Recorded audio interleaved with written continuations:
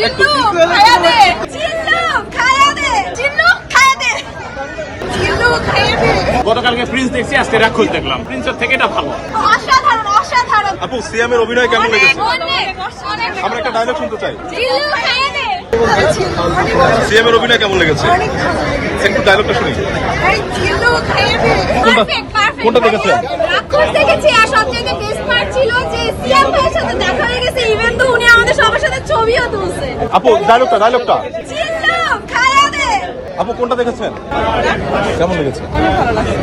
অসাধারণ অসাধারণ, মানে মেকিং দারুণ ছিল, বিজিএম দারুণ ছিল, আর সবচাইতে বড় হচ্ছে সিয়াম আহমেদের অ্যাক্টিং। উনি মানে অ্যাক্টিং এর দিক থেকে উনি নিজেকে ছাড়িয়ে গেছে, অসাধারণ অ্যাক্টিং ছিল, আর কাহিনী দুর্দান্ত ছিল। আমরা একটা ডায়লগ শুনতে চাই। শুধু জিল্লু খায়া দে। অনেক অনেক অনেক ভালো। সিয়ামের অভিনয় কেমন লেগেছে? অনেক অসাধারণ ছিল, আর জিল্লু পুরো খেয়ে দিছে। একটু ডায়লগটা শুনতে চাই। জিল্লু খায়া দে। Next level, well done, side by side, free. অনেক ভালো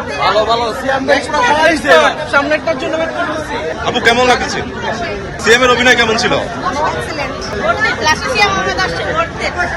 সবচেয়ে চমকপ্রদ বিষয় ছিল যে সিয়াম উপস্থিত ছিল সর্বশেষ যখন সিনেমা শেষ তখন উনি নিজে একটু ডায়লগটা শুনি আমরা। জিল্লু খায়া দে। ভালো ছিল, ভালো ছিল। আপু কেমন লেগেছে? অনেক ভালো ভাইয়া, অনেক ভালো, অস্থির কেমন ছিল? খুবই ভালো লেগেছে। সিয়াম ভাই এটা সবচেয়ে বেস্ট অভিনয় সত্যি বলতে কোয়ালিটিফুল সিনেমা বানাইছে। গতকালকে প্রিন্স দেখছি, আজকে রাক্ষস দেখলাম। প্রিন্সের থেকে এটা ভালো। সিয়াম ভাই যথেষ্ট ভালো মুভি বানাইছে, এবং সিয়াম ভাই যদি এইভাবে যদি নিজেকে ধরে রাখতে পারে আর ইমপ্রুভ করতে পারে, একসময় বাংলাদেশে ইন্টারন্যাশনাল মানের এখন সিনেমা। ভাই একটা ডায়লগ শুনতে চাই আমরা। ভাই খাইয়া দিমু। বাংলাদেশের ছবিতে মানে তামিল ছবির একটা ফ্লেভার পেয়েছি।